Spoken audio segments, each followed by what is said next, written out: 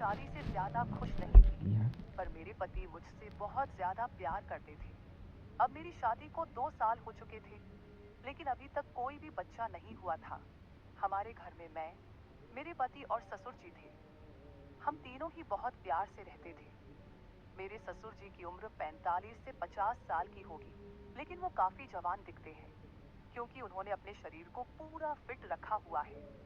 फिर एक दिन मेरे पति की तबीयत ज्यादा खराब हो गई और उनकी मृत्यु हो गई। मेरे सामने मानो दुखों का पहाड़ टूट पड़ा हो। अब मैं एक विधवा हो चुकी थी। धीरे धीरे मेरे पति को गुजरे काफी समय हो गया था। अब मेरे ससुर जी और मैं दोनों ही घर में रहते थे। मैं बहुत ही उदास रहने लगी थी, लेकिन मेरे ससुर जी मुझे बहुत समझाते थे कि कामनी, अब जो होना था वो हो गया है, इतनी टेंशन मत लो, तुम भी बीमार हो जाओगी। मैं तो कहता हूँ कि तुम दोबारा से शादी कर लो, अभी तुम्हारी उम्र ही क्या है। पर साथ ही साथ वो मुझे अजीब सी नजरों से देखते थे। फिर मैं अपना घर चलाने के लिए जॉब करने लगी, क्योंकि मेरे घर में अब कमाने वाला कोई नहीं बचा था। मैं दिन भर ऑफिस में रहती और शाम के 7 बजे तक घर आती। ससुर जी का बिजनेस ठीक ठाक चलता था, पैसों की कुछ खास चिंता नहीं थी। फिर भी मैं सोचती हूँ कि खाली घर पर बैठकर क्या करूँगी, इसीलिए जॉब करती हूँ और थोड़ा दिल भी बहल जाता है और टाइम पास भी हो जाता है। अब मेरे पति को गए हुए बहुत दिन हो चुके थे, इसलिए मैं उनकी मृत्यु के सदमे से थोड़ा थोड़ा बाहर निकल रही थी। ऑफिस की सहेलियों ने मुझे बहुत समझाया कि तुम शादी कर लो। मेरी एक बहुत अच्छी सहेली है, हम दोनों साथ साथ ऑफिस जाती हैं। एक दिन ऑफिस से निकलते वक्त मेरी सहेली ने मुझे घर पर बुलाया, क्योंकि मेरे ऑफिस और घर के बीच ही मेरी सहेली का घर है। तो मैं उसके घर चली गई। हमने चाय पी और फिर इधर उधर की थोड़ी बातें की। मेरी सहेली ने कहा कि क्या तुझे पता है ऑफिस में क्या चल रहा है। मैंने कहा, नहीं यार, मुझे उससे क्या फर्क पड़ने वाला है, वैसे भी तो मैं ऑफिस में अपना मन बहलाने के लिए ही जाती हूँ। फिर मेरी सहेली बोली, फिर तू सुन ले, हमारे ऑफिस में सभी लोग एक दूसरे से मिलकर रहते हैं और किसी को भी कोई समस्या हो तो वो सभी मिलकर सुलझा लेते हैं। देखो, जो काम वाली आंटी है वह विधवा हो चुकी है, लेकिन ऑफिस के लोगों ने मिलकर उनकी शादी करवा दी है। अब वह बहुत खुशी खुशी रहती है और उनका भी एक सहारा बन गया है। मैंने उसकी बातों पर ज्यादा ध्यान नहीं दिया और वहां से अपने घर चली आई। मैं थोड़ा थोड़ा अपनी सहेली की बातों को समझ रही थी कि वो मुझे शादी करने के बारे में बोल रही है। फिर मैंने घर आकर ससुर जी को खाना बनाकर दिया और खुद भी खाना खाया। मैं अपने कमरे में बैठी थी, मुझे नींद नहीं आ रही थी। सुबह के लगभग 10 बज रहे थे। आज रविवार था, मुझे ऑफिस नहीं जाना था। तभी मेरे दिमाग में मेरी सहेली के मुंह से सुनी हुई बातें चलने लगी। मैं सोच सोच कर परेशान सी होने लगी। फिर मेरे दिमाग में कुछ आया और मैं अपने ससुर जी के कमरे की ओर चली गई। जब मैं अपने ससुर जी के रूम में गई तो उनके हाथ में एक किताब थी। मुझे देखकर उन्होंने किताब को तकिए के नीचे रख दिया। मैंने देख लिया था कि ससुर जी कौन सी किताब देख रहे हैं। मैंने कहा, ससुर जी आप क्या पढ़ रहे हो। वह बोले, कुछ नहीं बहू, किताब देख रहा था बस, बताओ क्या बात है। मैं बोली, कुछ नहीं ससुर जी, मुझे आपसे कुछ जरूरी बात करनी है। उन्होंने कहा, हाँ बहू कहो, क्या बात करनी है। मैंने कहा, ससुर जी बात थोड़ी अजीब है, मैं सोच रही थी कि आपसे कहूँ कि नहीं। उन्होंने कहा, अरे पहले तुम बोलो तो सही, क्या बात है। ऐसा कभी हुआ है कि तुमने कभी मेरे से कुछ मांगा हो और मैंने तुम्हें लाके ना दिया हो। तुम मेरा इतना ख्याल रखती हो, जो भी बात है खुलकर बोलो। फिर मैंने हिम्मत करके ससुर जी को बोला कि अब मेरे पति की मृत्यु को 2 साल होने को आए हैं। उनकी मृत्यु के बाद से मैं बड़ी मुश्किल से सदमे से बाहर आई हूँ। अभी मैं घर से बाहर जाती हूँ तो मुझे बड़ी दिक्कत होती है। आपको तो पता ही है कि विधवा औरत की तरफ लोग कैसी नजरों से देखते हैं और उसके बारे में लोग कैसी सोच रखते हैं। आपने मुझे बहुत बार बोला है कि तुम शादी कर लो। मैं चाहती हूँ कि आप मेरे लिए एक पति की खोज करें, क्योंकि अकेले मेरी जिंदगी मुझसे नहीं निकाली जा रही। मैं भी चाहती हूँ कि मेरा भी कोई जीवन साथी हो, जो मेरे सुख दुख की बात करे और मुझे बहुत ज्यादा प्यार करे। आपको पता है, एक औरत की कई जरूरतें होती हैं, जो सिर्फ पति ही पूरी कर सकता है।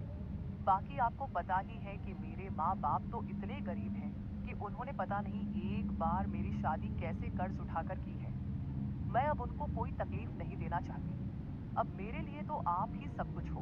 मैं बड़ी हिम्मत करके आपसे यह बात कह रही हूँ। मुझे विश्वास है कि आप मेरे लिए कुछ अच्छा ही करेंगे। उसके बाद ससुर जी ने मुझे अपने पास बैठा लिया और मेरे साथ कुछ बातें करने लगे और मेरे सुख दुख को बांटने लगे।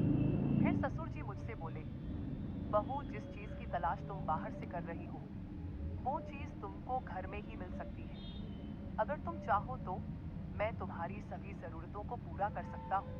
ससुर जी की बात सुनकर तो मेरे होश ही उड़ गए। मैंने बोला, ससुर जी, मैं तो आपकी बेटी सामान हूँ। आप यह सब कैसे सोच सकते हैं? ससुर जी बोले, देखो बहू, तुम्हें पता है तुम्हारी सासू माँ की मृत्यु के बाद से मैं अकेला ही जिंदगी बीता रहा हूँ। और जब से तुम्हारे पति की मृत्यु हुई है, तुम भी अकेले जिंदगी बीता रही हो। अगर तुम्हारा इरादा हो तो हम दोनों का अकेलापन दूर हो जाएगा और हम दोनों एक दूसरे के सहारे जिंदगी बीता लेंगे और बाहर किसी को कुछ भी पता नहीं चलेगा। बाकी मेरे जाने के बाद ये सारी प्रॉपर्टी भी तो तुम्हारी ही है और इस प्रॉपर्टी को संभालने वाला भी तो कोई चाहिए।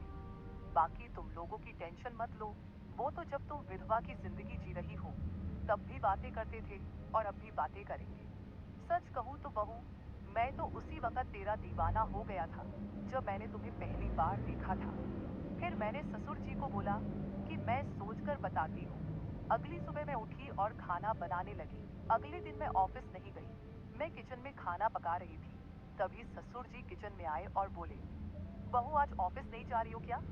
मैंने कहा, नहीं, आज नहीं जा रही हूँ। आज मैंने ऑफिस से छुट्टी ले ली है। आप कहीं जाने वाले थे, गए नहीं क्या? वो बोले, नहीं, आज मेरी तबीयत ठीक नहीं है। मैंने सोचा कि आज घर रहकर आराम कर लेता हूँ। कुछ देर के बाद घर में कुछ मेहमान आ गए। हम लोग मेहमानों के आदर सत्कार में लग गए। मैंने उनसे हालचाल पूछा और उन लोगों से ढेर सारी बातें की। मेहमान के रूप में मेरे चाचा और चाची जी आए हुए थे। जब मैं मेहमानों से बातें कर रही थी तभी ससुर जी बाहर घूमने चले गए। उनकी आदत है कि जब वह घर पर रहते हैं तो वह खेतों की तरफ घूमने चले जाते हैं। फिर थोड़ी देर के बाद मेरे चाचा चाची भी खाना खाकर चले गए। दोपहर के 1 बजे का समय हो चुका था। मेरे दिमाग में ससुर जी की बातें घूम रही थी। मैं सोच रही थी कि इस अकेलेपन के साथ मैं सारी जिंदगी कैसे बिताऊंगी। मैं ससुर जी के साथ रहूंगी तो हो सकता है कि हमारा कोई बच्चा भी हो जाए। और ससुर जी की बात सही है। उनके जाने के बाद उनकी सारी प्रॉपर्टी भी तो मेरी ही है। मुझे ससुर जी की बातें काफी हद तक सही लग रही थी।